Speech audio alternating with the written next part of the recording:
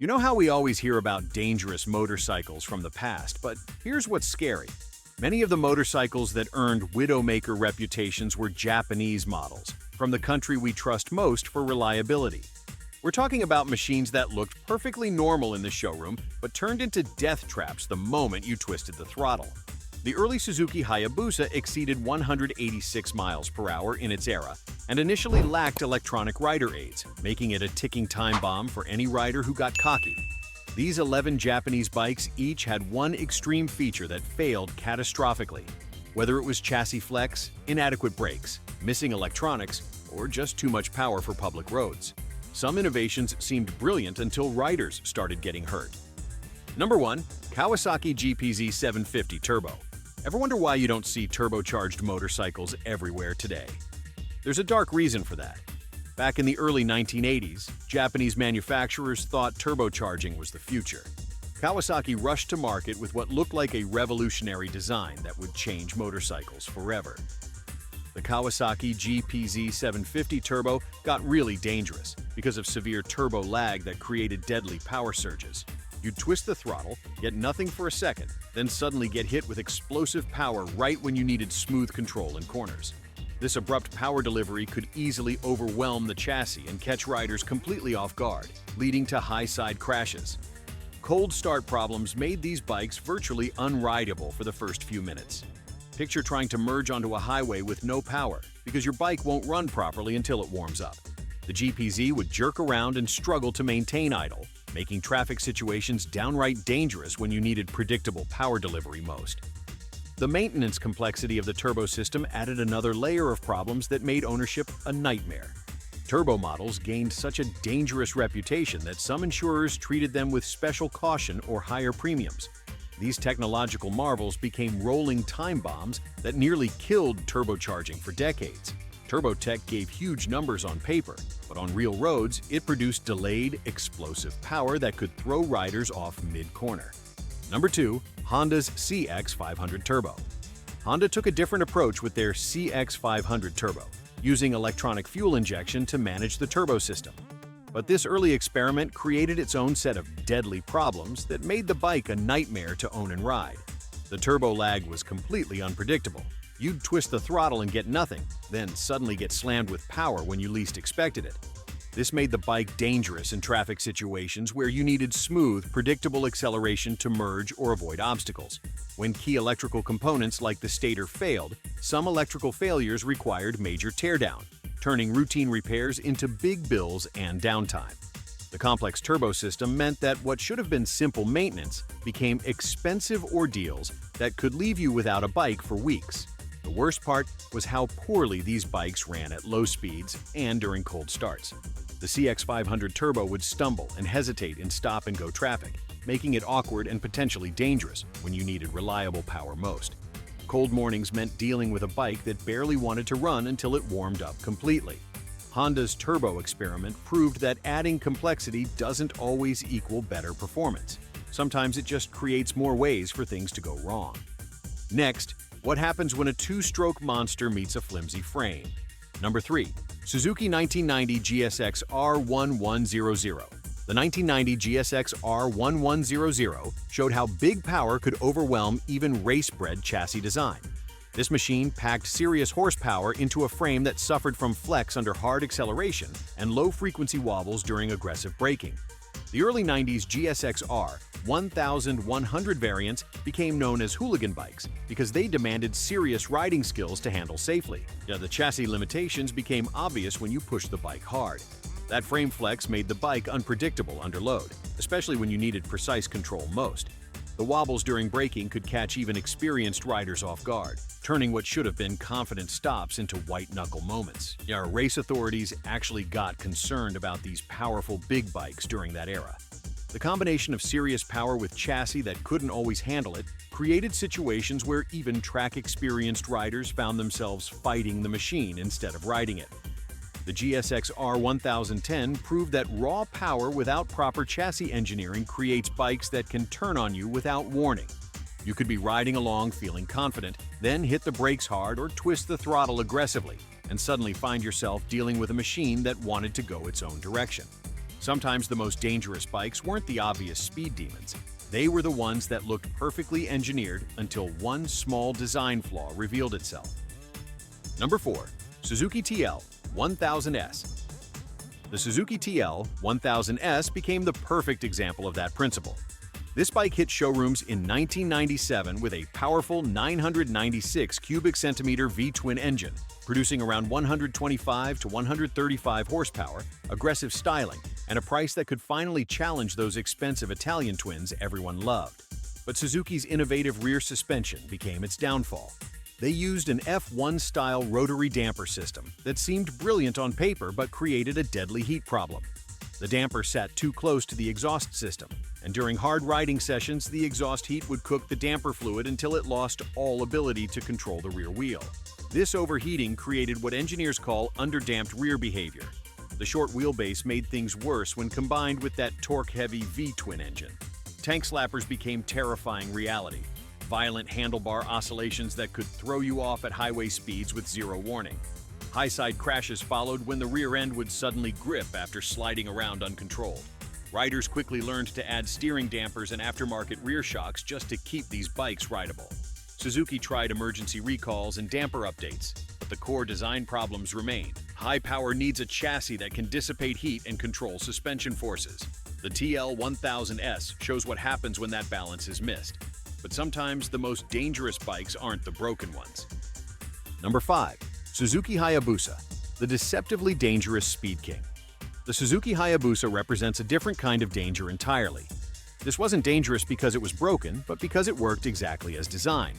The Hayabusa became legendary as the first production motorcycle to exceed 186 miles per hour straight from the factory. This was a technological marvel that made superbike dreams accessible to anyone with a credit check. But here's the terrifying reality. This wasn't a track-only missile. It was sold to everyday riders who had no business controlling that much power. The Hayabusa's extreme top speed and massive 1,340 cubic centimeter engine created scenarios where even experienced riders misjudged their limits in seconds. That 188 horsepower engine could push this heavy machine past triple digits before you knew what hit you. The bike's deceptive stability at low speeds lulled riders into false confidence before unleashing devastating power with a simple throttle twist. Early Hayabusa models lacked modern electronic aids. No traction control, no wheelie control, no ABS, leaving riders completely exposed to their own overconfidence. Novice riders could buy or modify these bikes to produce extremely high speeds with little electronic intervention. The bike's long wheelbase and weight helped stability at speed, but didn't make it forgiving when that massive power caught riders out.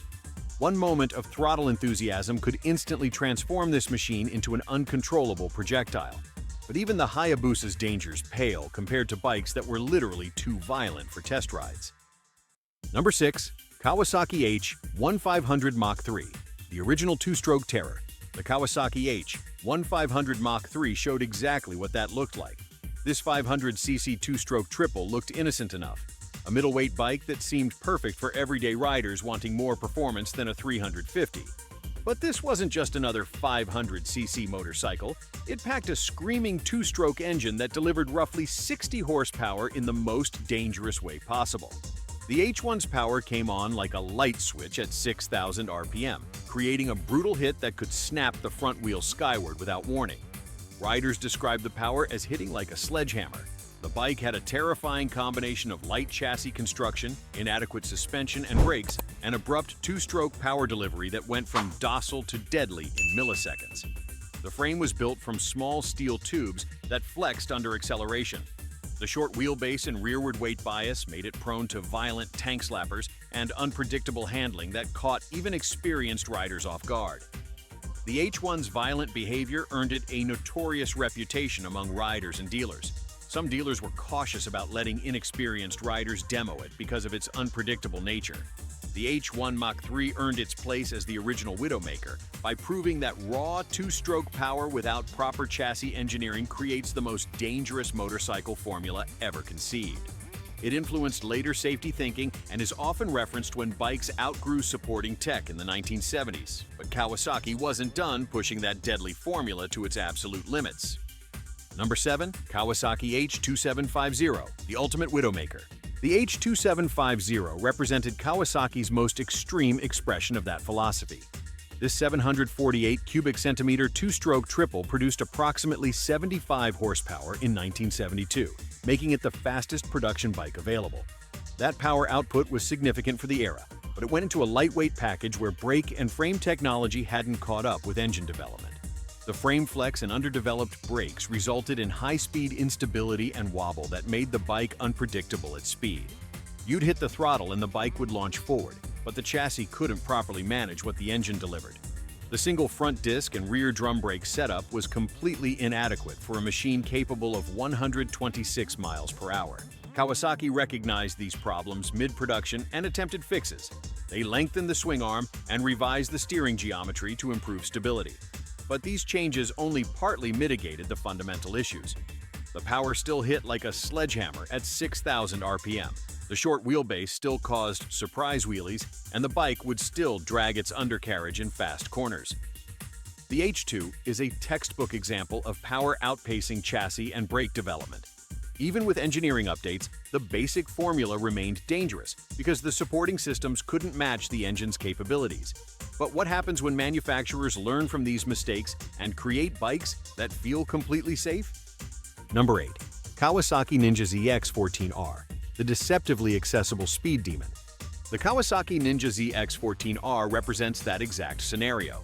This massive 1,441 cubic centimeter beast emerged as Suzuki's Hayabusa killer, designed to reclaim the title of world's fastest production motorcycle. The ZX14R and its rivals pushed production top speeds into territory that drew regulatory and insurer attention. Their smooth, approachable power plants made very high speeds feel accessible to many riders. But here's what made it truly dangerous. While the Hayabusa felt heavy and intimidating, the ZX14R felt deceptively manageable and confidence-inspiring. The ZX14R's smooth power delivery and comfortable riding position lulled riders into thinking they could handle its devastating 208 horsepower output. You could cruise around town feeling totally in control. The bike's long wheelbase and refined suspension created a false sense of security that encouraged riders to push harder than their skills allowed. This high-speed stability tuning can incorrectly signal safe to push to an average rider who doesn't realize how quickly things can go wrong. The ZX14R's accessibility attracted riders who weren't ready for a machine capable of covering a quarter mile in under 10 seconds. The bike's very refinement became its most dangerous feature, making extreme speed feel safe when it absolutely wasn't. If your goal is day-to-day riding, remember that smoothness can mask how quickly you can outrun your skills, especially on long, fast straights. But what about bikes designed for the opposite extreme? Number 9. 1985 Yamaha VMAX, the straight-line monster that couldn't turn. The 1985 Yamaha VMAX represented exactly that approach. This wasn't just another cruiser. It was a drag-strip beast crammed into a street-legal package with a revolutionary 1,200cc V4 engine and V-boost system that produced roughly 145 horsepower in its first year. But here's the problem. Yamaha prioritized straight-line acceleration, and that, combined with heavy cast wheels and a relatively heavy curb weight, left cornering confidence and braking performance compromised. The VMAX could hit 0 to 60 in around 3.3 seconds with a top speed near 150 miles per hour, but the braking system simply couldn't handle what the engine delivered. That massive torque and short wheelbase created a bike that could launch like a rocket, but became a terrifying handful the moment you hit a curve. The V-boost system produced brutal low-end torque that made the bike prone to wheelies and instability when leaned over. The bike's weight distribution and suspension setup made it feel like riding a missile that was actively fighting against any attempt to change direction. You had way more go than whoa when you needed to stop or turn. The VMAX attracted power-hungry riders who expected cruiser comfort, but got a machine that demanded drag racing skills for safe operation. This straight-line legend proved that sometimes the most dangerous bikes do exactly what they were designed to do. But street bikes weren't the only machines causing problems. Number 10. Suzuki TM400 Cyclone, the dirt bike that terrorized both trails and streets. The Suzuki TM400 Cyclone took that danger to the dirt. This wasn't your typical trail bike. It packed a screaming 400cc two-stroke single that produced massive power in an ultralight frame designed for serious motocross competition. But here's where things got dangerous. This track-focused machine was street legal in many places, putting a brutal racing weapon into the hands of everyday riders who had no business controlling it. The TM400's explosive power delivery came on like a bomb between 3,500 and 5,000 RPM, with such a narrow power band that one wrong throttle input could launch riders into trees or over handlebars without warning. The ignition and tuning inconsistency made the bike incredibly unpredictable to ride. Experienced riders often found it unstable, and dealers were cautious about whom they recommended it to. The ultralight frame simply couldn't handle what the engine delivered, creating a machine that was twitchy and demanding even for seasoned motocross professionals. This is another case where motocross-focused power and ultralight frames were fine for experts on track but hazardous when sold as street-legal machines. The TM400 proved that racing technology doesn't automatically translate to safe street riding. But what happens when manufacturers take that lesson and create bikes specifically designed for experts only? Number 11. Yamaha YZF R1M, the track monster that demanded expert skills. The Yamaha YZF R1M represents the ultimate expression of that philosophy. This track-focused superbike packed race-oriented ergonomics and suspension that made it excellent for track days but created serious challenges on public roads.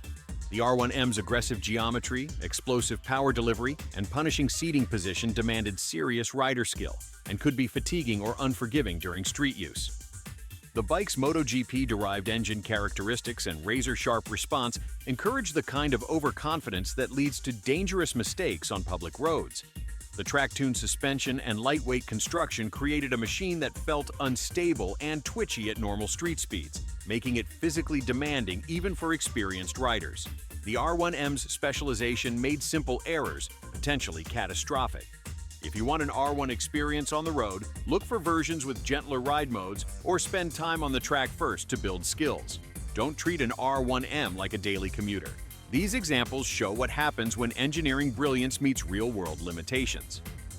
In conclusion, most of these bikes became dangerous because manufacturers chased one extreme metric, top speed or raw power, without matching improvements in chassis, brakes, tires, and rider aids. The real lesson here isn't to avoid Japanese bikes. It's to understand that any motorcycle becomes dangerous when performance outpaces the supporting systems that keep you safe. Modern Japanese bikes have broadly addressed these problems via ABS, traction control, engine mapping, and improved chassis design that actively manage the risks these older machines created. Today's high-performance bikes deliver incredible power with electronic safety nets that simply didn't exist in the dangerous decades we've covered. Which of these would you still ride, and which would you avoid? Tell us why, experience or opinions in the comments. Like this video if you enjoyed diving into motorcycle history, and subscribe for more in-depth practical motorcycle reviews.